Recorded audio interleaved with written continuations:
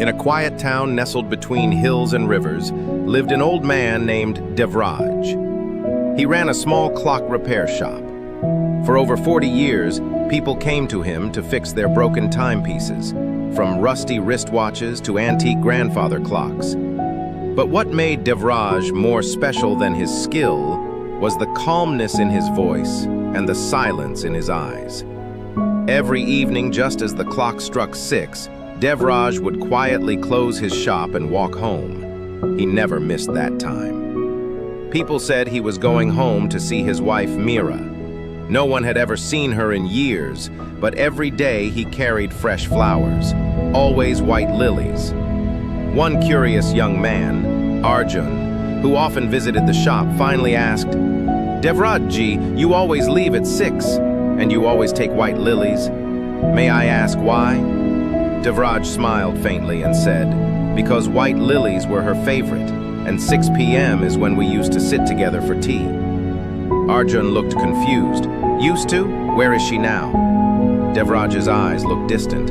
After a pause, he said, "She's in the hospital. She had a stroke 9 years ago. She doesn't speak anymore. She doesn't even recognize me most days." Arjun's smile faded. "But then why do you still go every day?" Devraj gently replied, "Because love doesn't need to be recognized to remain true. She may not remember me, but I remember her. Her silence does not stop me from loving her. Love is not about being loud or seen or heard. It's about being there." Arjun was stunned. "But doesn't it hurt that she doesn't respond?" Devraj chuckled softly. "True love isn't a bargain, son. It doesn't shout for attention. It doesn't demand to be acknowledged. It simply gives and keeps giving." He continued, "Most people think love is flowers on Valentine's Day, grand promises, or loud declarations. But real love is silent. It's in the things no one sees, like sitting next to someone for years, even if they don't speak. It's cleaning their pillow every night and still saying good night, even when they can't say it back."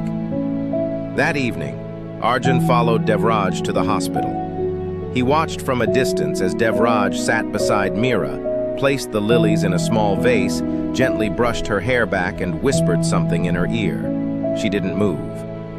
But Devraj looked at her like she was the most beautiful person in the world.